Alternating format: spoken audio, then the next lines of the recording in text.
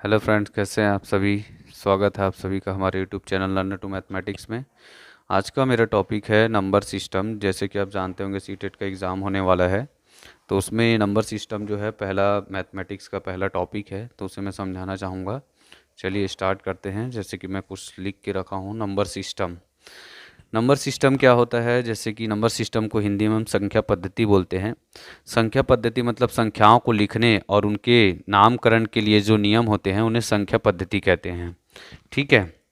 संख्या को लिखने और उनके नामकरण के लिए जो नियम और होते हैं उन्हें संख्या पद्धति कहते हैं। जैसे कि हमारा पहला टॉपिक आता है नेचुरल नंबर। ठीक है। नेचुरल नंबर को हम बोलते हैं हिंदी में प्राकृतिक संख्या।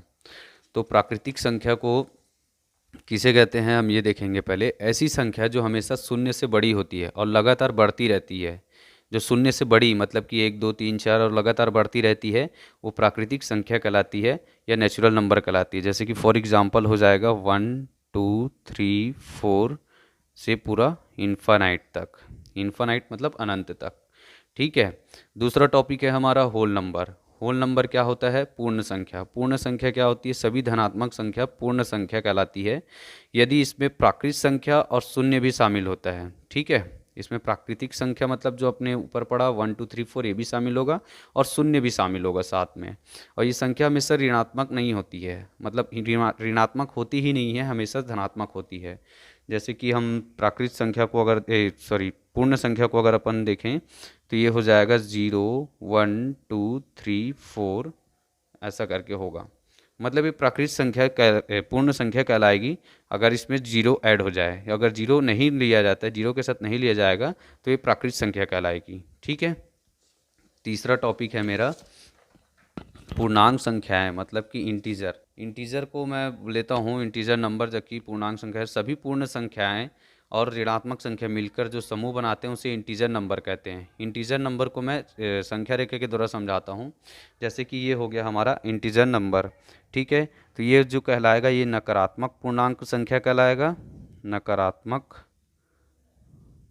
पूर्णांक संख्या कहलाएगा। और ये जो कहलाएगा धनात्मक पूर्णांक संख्या कहलाएगा, या फिर सकारात्मक कह सकते हैं। सकारात्मक पूर्णांक संख्या कहलाएगा ये। ठीक है।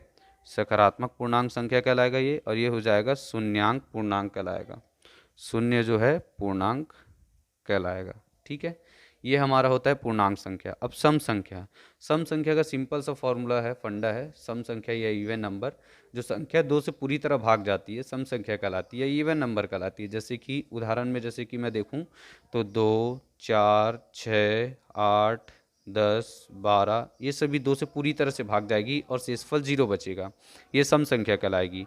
विषम संख्या जिसे ऑड नंबर कहते हैं, जो दो से पूरी तरह भाग नहीं जाता है, विषम संख्या कहलाता है। जैसे कि यदि हम इसमें सम संख्या में एक और ऐड कर दें, कोई भी सम संख्या उसमें एक ऐड कर दें, तो विषम संख्या भी बन जाती है।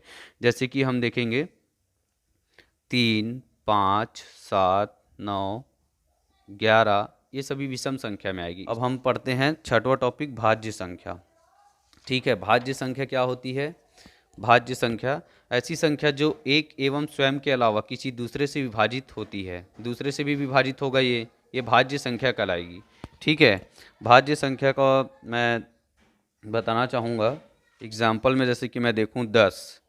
10 जो होता है, 10 को यदि मैं भाग देना चाहूँ तो ये 1 2 5 से भी जाएगा और 10 से भी भाग जाएगा। ठीक है।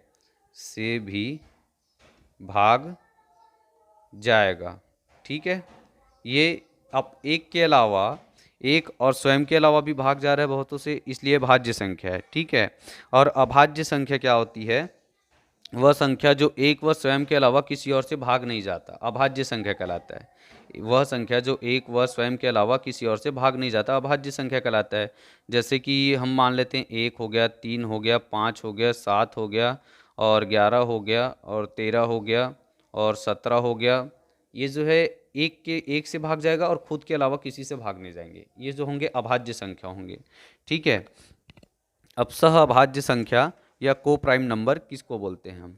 ठीक है। सहअभाज्य संख्या जो होता है ऐसे नंबर जिनके बीच में कॉमन फैक्टर्स समान अवयव, कॉमन फैक्टर, ठीक है, सिर्फ एक होता है, सहभाज्य संख्या होती है। जैसे कि 9 का मैं निकाल लेता हूँ, ये हमेशा दो संख्याओं के बीच ही निकलेगी ना सहभाज्य संख्या। तो जैसे 9 का मैं देखता हूँ 1, 3 और 9 होता है फैक्टर, है ना। और 16 का मैं जैसे मैं देखता हूँ तो 1 2 3 1 2 4 8 और 16 ये होती है। इसमें कॉमन फैक्टर क्या है हमारे पास? एक है। इसमें कॉमन फैक्टर क्या है? एक है हमारे पास, ठीक है। तो ये हो जाएगा सहभाज्य संख्या, सहअभाज्य संख्या होगी ये, ठीक है। सहभाज्य संख्या इसलिए कहलाएगी क्योंकि इसमें कॉमन फैक्टर ओनली सिर्फ और सिर्फ एक मिलेगा ना, दो नहीं मिलेगा। दो यदि कॉमन फैक्टर मिलते हैं तो वो सहभाज्य संख्या नहीं होगी, ठीक है। ओनली एक ही मिलेगा सहभाज्य संख्या में। अब मेरा टॉपिक है रैशनल नंबर और इरेशनल नंबर, ठीक है। रैशनल नंबर और इरेशनल नंबर क्या होता है? परिमेय संख्या और अपरिमेय संख्या। परिमेय संख्या और अपरिमेय संख्या को हम अंतर द्वारा समझेंगे तो हमें और अच्छे से जानकारी मिलेगी।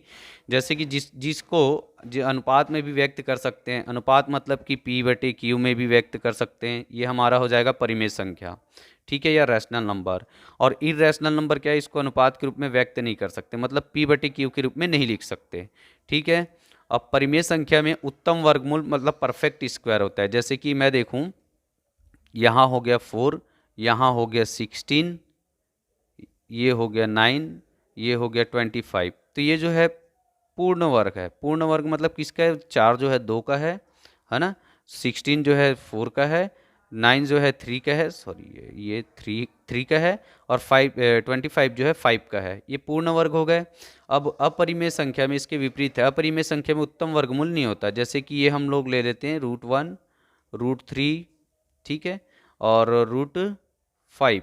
जैसे कि हम देखें तो ये पूर्ण वर्ग है ही नहीं, ये तो खुद ही वर्गमूल के अंदर है, पूर्ण वर्ग हो ही नहीं सकता, ठीक है। ये किसी संख्या का वर्ग हो ही नहीं सकता। ये हो गया हमारा। अब लास्ट मेरा जो टॉपिक है, लास्ट के दो टॉपिक, वो रियल नंबर है। और रियल नंबर किसको बोलेंगे? जिसे संख्या रेखा के दोनों ओर प्रदर्शित किया जा सकता है, वास्तविक संख्या कहलाता है। रियल नंबर या वास्तविक संख्या जिसे संख्या रेखा के दोनों ओर प्रदर्शित कर सकते हैं, मतलब ये दोनों, ये संख्या रेखा है हमारा, प्लस ओर भी और माइनस ओर भी दोनों ओर प्रदर्शित कर सकते हैं, ये हमारा रियल नंबर कहलाएगा, ठीक है। इमेजनरी नंबर, इमेजनरी नंबर क्या होता है? काल्पनिक संख्या, मतलब ऐसी कोई संख्याएं होती नहीं है, जैसे √-3, √-5, ऐसे आयोटा से व्यक्त करते हैं ना, सॉरी मैं भूल गया था, इसे आयोटा से व्यक्त करते हैं। इमेजनरी नंबर को इसे क्या बोलते हैं? आयोटा, आयोटा से व्यक्त किया जाता है इमेजनरी नंबर को। तो ये -√3, -√5, -i, ये सभी जो होते हैं जिसके डिफाइन नहीं किया जा सकता, मतलब हम इसे डिफाइन भी नहीं कर सकते हैं, तो ये काल्पनिक संख्या होती है, ठीक है। तो ये मैंने बताया आपको टोटल 12 टॉपिक्स जो कि नंबर सिस्टम के अंतर्गत आएंगे और C-TET में इनसे रिलेटेड ही सवाल पूछे जाएंगे। आज की क्लासेस में बस इतना ही, आगे भी आपको और टॉपिक बताई जाएगी। वीडियो को लाइक शेयर करना ना भूलें और चैनल को सब्सक्राइब करना ना भूलें। धन्यवाद।